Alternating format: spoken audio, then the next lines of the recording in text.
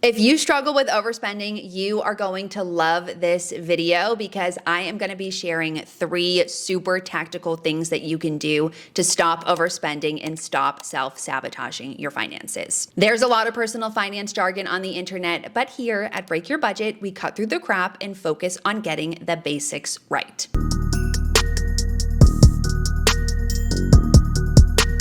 A few weeks ago, I shared a podcast episode with my friend Paige Pritchard from Overcoming Overspending, and you seemed to love it. So today I'm going to be diving deeper on a handful of the topics that we talked about in that episode. Before we get into the tactics, I want to quickly define what overspending actually is because it might be a little bit different than what you're thinking. Generally, when we think of overspending, the most obvious answer is spending more money than we have and ultimately incurring credit card debt. But there are 2 other ways that you could be overspending that don't involve having any debt at all. First would be spending at the expense of your financial goals. So this would basically mean prioritizing other things over the goals that you are currently working towards. And second would be spending against your own good. So buying things that you don't need or that don't actually make your life better. Ultimately, if you look at your spending and you're not happy with it, you likely fall into one of these 3 categories. When I looked at my spending from 2024, even though I didn't necessarily overspend in relation to my income, I was not happy with the total numbers that I saw. I felt like I spent a lot of money on shopping and I didn't really have anything to show for it. And that really was the catalyst for this current journey that I'm on, which is consuming less and ultimately buying less, but buying better, meaning that I'm focused on quality over quantity. And I'm being super, super intentional about any purchase that I make and any physical item that I bring into my space. So I want you to think about which one of those 3 categories you actually fall into. And with that in mind, let's get into the 3 tactical things you can do to stop overspending. And by the way, if you enjoy this topic, can you let me know in the comments? Because pretty much everything that I'm going to be talking about today, I could elaborate on in its own entirely separate video. So if you want more about this overspending and buying less and buying better topic, let me know. And with that, let's get into it.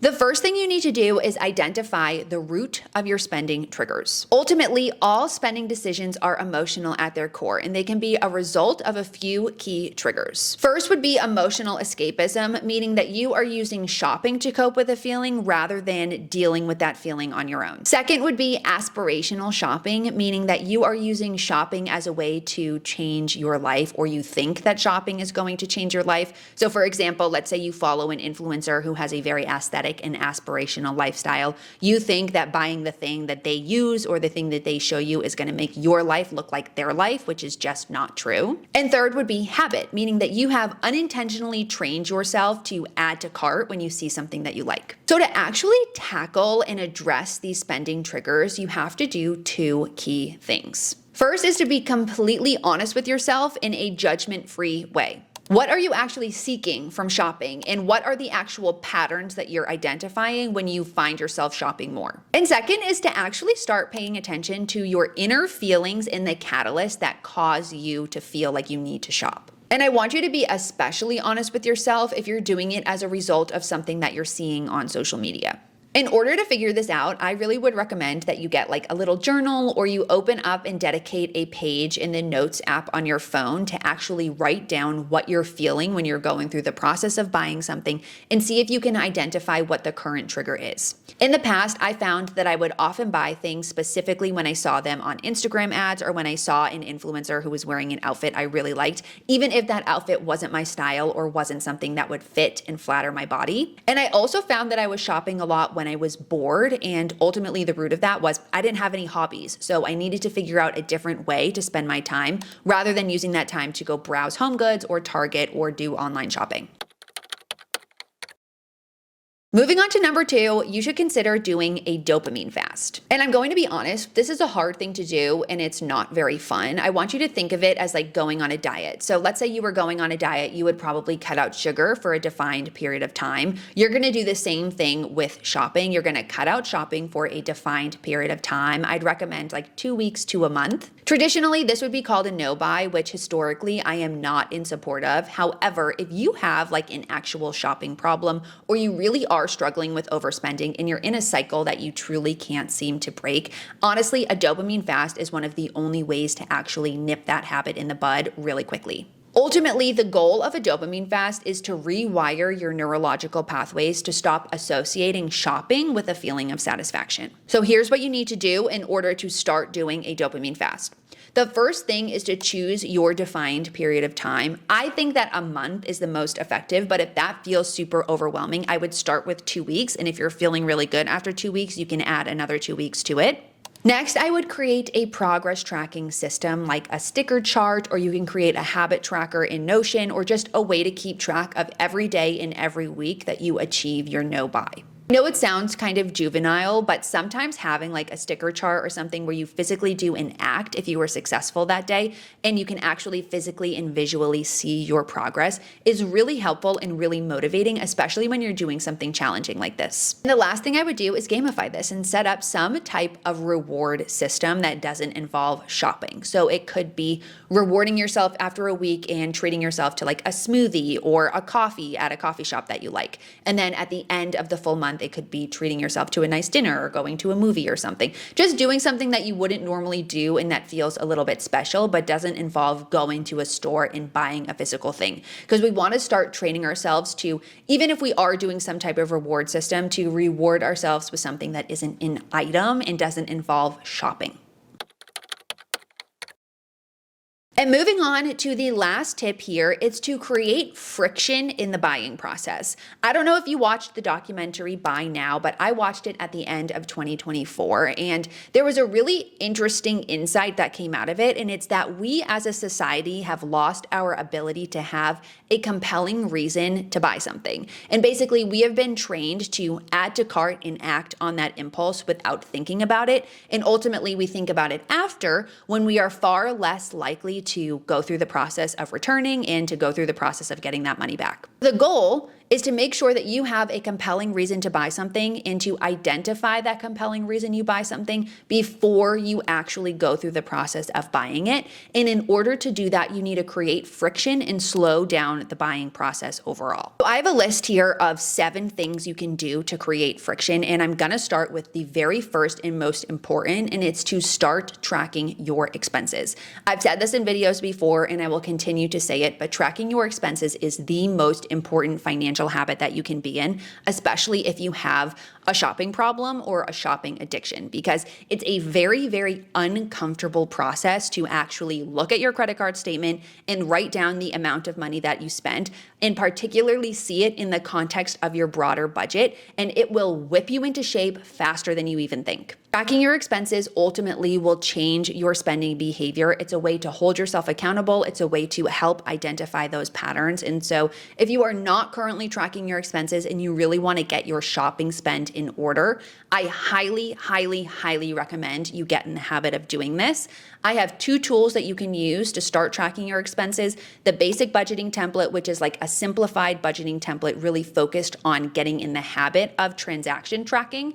And the second is the personal finance dashboard, which is a little bit more comprehensive. So I have 2 videos where I explain everything about those templates. I'll make sure they're on the screen, but I definitely recommend you get a tool and you get in the habit of starting to track. Moving on to number 2, I recommend that you delete your credit card information from your phone and from your computer, because what this does is it forces you to get up and go get your credit card and go get your wallet anytime you're in the process of buying something. This sometimes creates just enough friction to not actually want to buy it. I experienced this the other day actually, because I had went through the process of adding a bunch of things to my cart on the Gap website because I keep seeing it on social media, and I finally got to the checkout page and I didn't have my credit card information saved on my computer, and I had to get up and go get my card, and because I had to do that, I literally didn't end up buying it. So sometimes something very, very simple like that can be a huge catalyst for changing your spending behavior. Number 3 is pretty simple. It's to unsubscribe from all shopping emails and to stop following and unfollow influencers and creators who are only posting shopping content and are only posting links. If you follow someone who is constantly sharing deals, constantly sharing links, and they're not really providing any other value, I recommend that you eliminate that from your orbit, because all it's doing is reminding you that there's stuff out there for you to buy and it might be on sale, and that is going to cause you to act when it's probably not even something that you actually want. Next is to create an impulse list. So an impulse list is just a list on your phone where anytime you see something that you want to buy, you add it to the list. And what this does is it allows you to act on an urge without actually going through the process of buying something. The other benefit of having an impulse list is it helps you create a curated list of things that you have been eyeing or things that you have been wanting. So when you're ready to go make a purchase, you can just refer back to that list and you actually are going to end up buying something that you've been eyeing, needing, or wanting. I do this specifically with clothing purchases where I'm working on identifying like my wardrobe gaps. And so when I see something that I like specifically related to clothes, I'll go into my notes app and I'll add it and I'll see if it is one of the wardrobe gaps that I'm currently shopping for. Next is pretty standard, and it's to follow what's called the 48-hour rule, which is you just wait 48 hours before you go through the process of purchasing something. And usually after 48 hours, you've totally forgotten about it in general.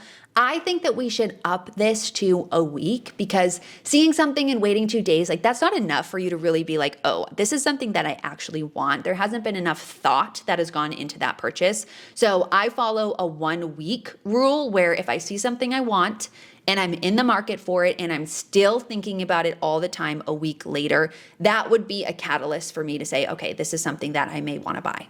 Next is to set a material composition threshold for clothing purchases specifically. Because if you have a threshold for high quality materials, meaning that the piece of clothing that you're purchasing is 80% or more made up of natural materials, it will eliminate probably 90 to 95% of the clothing purchases that you make.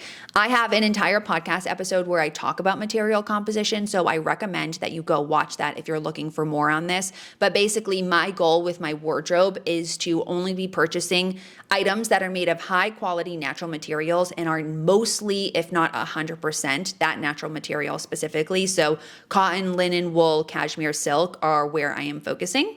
If you start looking at material composition, you will be surprised at how much of your clothing and how much of the things that you are buying are made out of polyester and acrylic, and that is plastic, and you do not want to be wearing it. Okay. That was a lot, but hopefully it inspires you to take a real and honest look at the way that you are shopping and the way that you're spending your money. I want to be clear that buying things and shopping is not a bad thing, but buying things that you don't need or things that don't add value to your life or things that are getting in the way of you actually accomplishing the financial goals that you're setting, that is where things start to get murky and move into negative spending behaviors. The majority of financial advice that I see online is really focused on saving, but I personally think that learning how to spend and understanding your spending values and your spending triggers and your spending patterns is so unbelievably important for a well-rounded financial strategy where you're optimizing your money towards your financial goals, but you're also optimizing your money for enjoyment and for actually curating a wardrobe or a collection of items and experiences that truly add value to your life rather than just accumulating stuff. At the end of the day, we all need to spend money, so it makes the most sense to be spending money on things that add value to your day-to-day and ultimately add value to your life as a whole. With that in mind, I would love to hear in the comments if there is something that you have spent money on or something that you've purchased in the past that has truly added value to your life. And with that, if you enjoyed this video, make sure you leave a comment, you like it, and you subscribe to my YouTube channel, and I will catch you in the next one.